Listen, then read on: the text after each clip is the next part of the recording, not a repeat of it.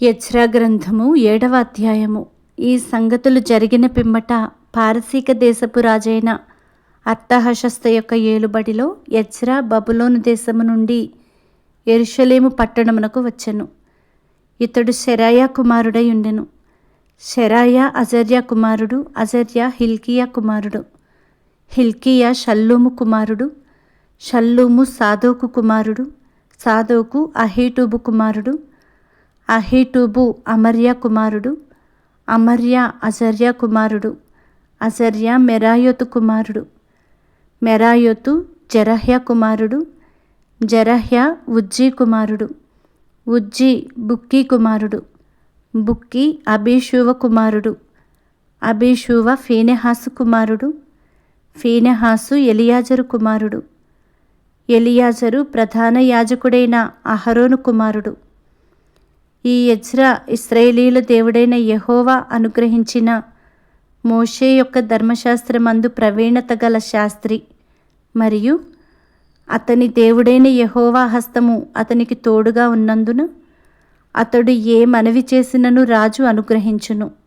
మరియు రాజైన అర్తహషస్త ఏలుబడి యందు 7వ సంవత్సరమున ఇశ్రాయేలీయులు కొందరును, యాజకులు కొందరును, లేవీయులను, గాయకులను, ద్వారపాలకులను, నెతీనీయులను బయలుదేరి యెరూషలేము పట్టణమునకు వచ్చిరి.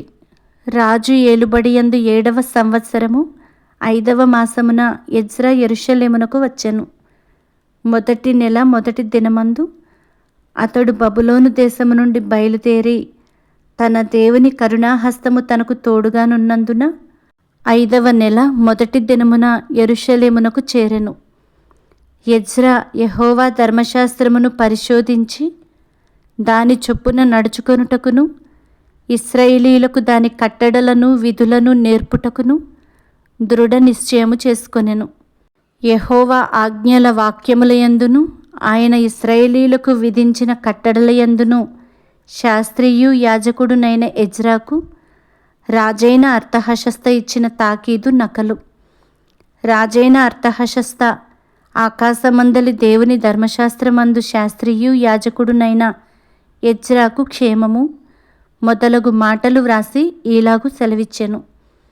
చేతనున్న నీ దేవుని ధర్మశాస్త్రమును బట్టి యూదాను గూర్చియు యెరూషలేమును గూర్చియు విమర్శ చేయుటకు నీవు రాజు చేతను అతని 7 మంత్రుల చేతను పంపబడితివి గనుక మేము చేసిన నిర్ణయమేమనగా మా రాజ్యమందుండు ఇశ్రాయేలీయులలోను వారి యాజకులలోను లేవీయులలోను యెరూషలేము పట్టణమునకు వెళ్ళుటకు మనఃపూర్వకముగా ఇష్టపడు వారెవరో వారందరూ నీతో కూడా వెళ్ళవచ్చును.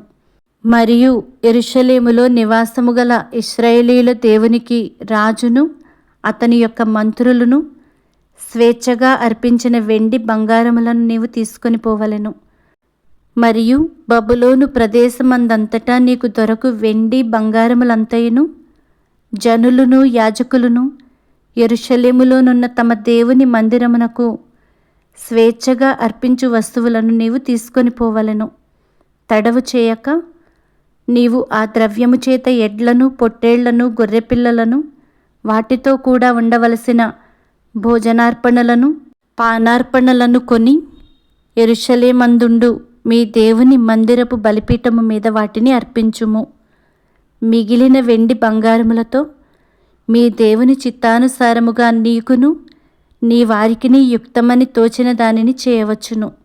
మరియు నీ దేవుని మందిరపు సేవ కొరకు నీకియ్యబడిన ఉపకరణములను నీవు యెరూషలేములోని దేవుని ఎదుట అప్పగింపవలెను. నీ దేవుని మందిర విషయములో దానమిచ్చుటకై మరి ఏదైనాను నీకు కావలసిన ఎడల అది రాజు యొక్క ఖజానాలో నుండి నీకు ఇయ్యబడును.